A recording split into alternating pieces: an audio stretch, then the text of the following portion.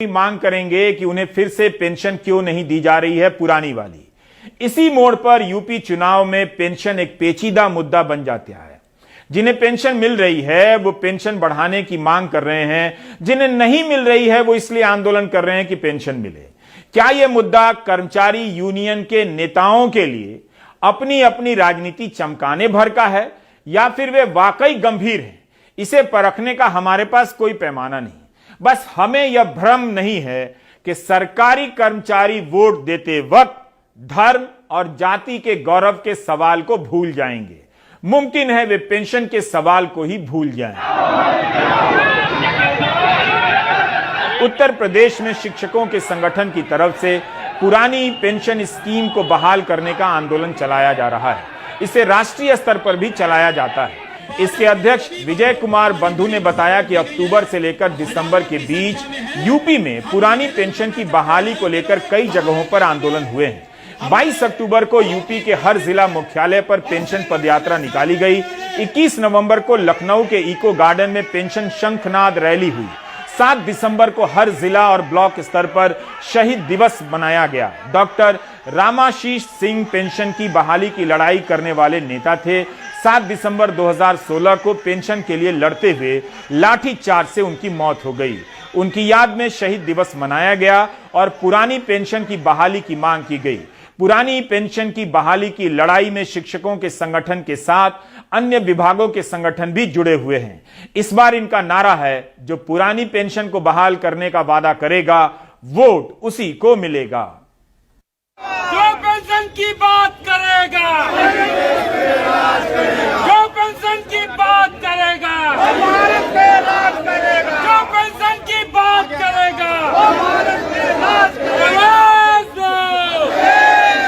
आज पूरे देश में पश्चिम बंगाल ऐसा राज्य है जहां पर पुरानी पेंशन आज भी एज इट इज चल रही है।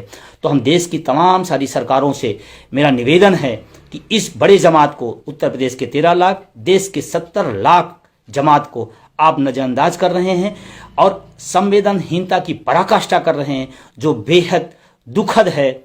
और तब जब आप कह रहे हैं हम दुनिया की महाशक्ति बन रहे हैं, तब उस समय आर्थिक महाशक्ति बन रहे, उस समय इस तरह की व्यवस्था को खत्म करना ये कहां तक न्यायोचित है?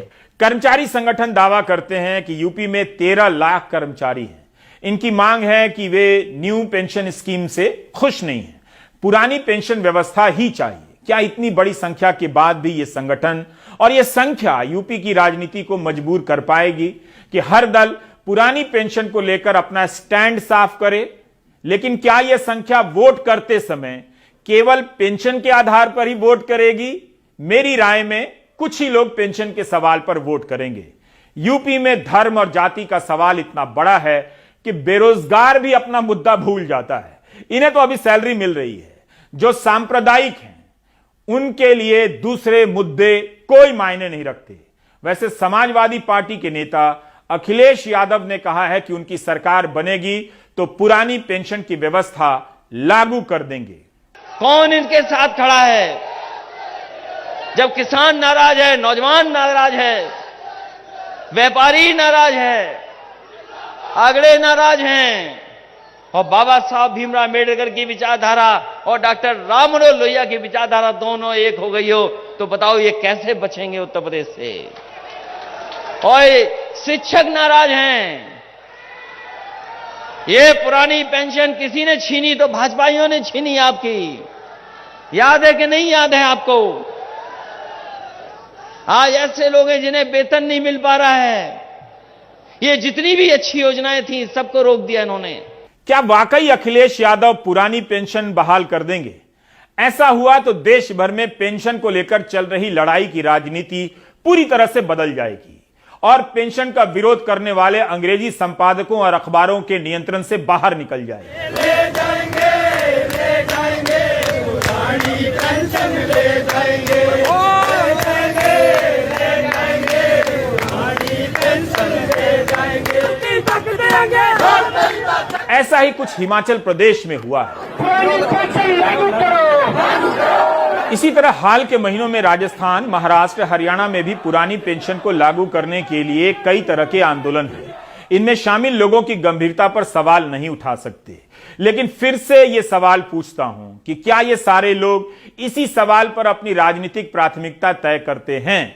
पुरानी पेंशन के लिए लड़ रहे इन कर्मचारियों का कहना है कि विधायक और सांसद को पेंशन मिलती है, तो 30-30 साल तक काम करने वाले आईएएस से लेकर चपरासी तक को पेंशन क्यों नहीं दी जा रही है? अगर न्यू पेंशन स्कीम इतनी अच्छी है तो फिर उस स्कीम का लाभ विधायक और सांसद क्यों नहीं ले रहे हैं? विधायकों से सरकार बनती है, विधायक अपनी पेंशन बढ़ा लेते हैं, लेकिन सरकारी कर्मचारियों की पेंशन खत्म कर देते हैं। हिमाचल में न्यू पेंशन स्कीम के खिलाफ जबरदस्त आंदोलन चला। इसके दबाव में दिसंबर में वहां के मुख्यमंत्री जयराम ठाकुर ने एक कमेटी बनाने का आश्वासन दिया, जो यह देखेगी कि पुरानी पेंशन की बहाली कैसे हो सकती है और नई पेंशन स्कीम में क्या समस्या है। क्या हिमाचल प्रदेश में बनने वाली कमेटी कुछ ठोस रास्ता बताएगी या चुनावी राजनीति की भेंट चढ़ जाएगी? हिमाचल प्रदेश में हमने लगातार संवाद के माध्यम से, संघर्ष के माध्यम से पुरानी पेंशन बहाली की आवाज को सरकार तक पहुंचाया है और सरकार के ऊपर पूरा दबाव बनाया है, जिसके लिए प्रदेश के हर एक कर्मचारी का हम धन्यवाद करते हैं और हर एक कर्मचारी का इसमें हमें सहयोग मिल रहा है। चाहे वो क्लास 1 अधिकारी हो, चाहे क्लास 2 हो, चाहे क्लास 3 हो, चाहे क्लास 4 हमारे कर्मचारी साथी हो, चाहे किसी भी विभाग के कर्मचारी हो। अगर कोई नेता विधायक रहता है, फिर वही नेता सांसद बन जाता है, तो सांसद से हटने के बाद उसे विधायक और सांसद दोनों की पेंशन मिलेगी। बिहार का एक उदाहरण देता हूं। बिहार में जेपी स्वतंत्रता सेनानी नाम की एक पेंशन स्कीम है। करीब 5000 लोगों को पेंशन दी जाती है जो जेपी के आंदोलन में शामिल हुए थे। इस स्कीम के तहत 10,000 रुपया महीना मिलता है। नीतीश कुमार, लालू यादव, सुशील मोदी जेपी आंदोलन में शामिल थे। ये जयप्रकाश नारायण स्वतंत्रता सेनानी पेंशन के भी हकदार हैं। ये तीनों सांसद भी रहे और विधायक भी। जब ये इन दोनों पदों से हटेंगे तीनों, तो विधायक और सांसद की 2-2 पेंशन मिलेगी और जेपी पेंशन लेंगे तो तीसरी पेंशन भी मिलेगी। किसी को एक पेंशन नहीं, किसी को 3-3 पेंशन। मनीष कुमार ने आरटीआई कार्यकर्ता शिव प्रकाश राय से इस बारे में बात की है।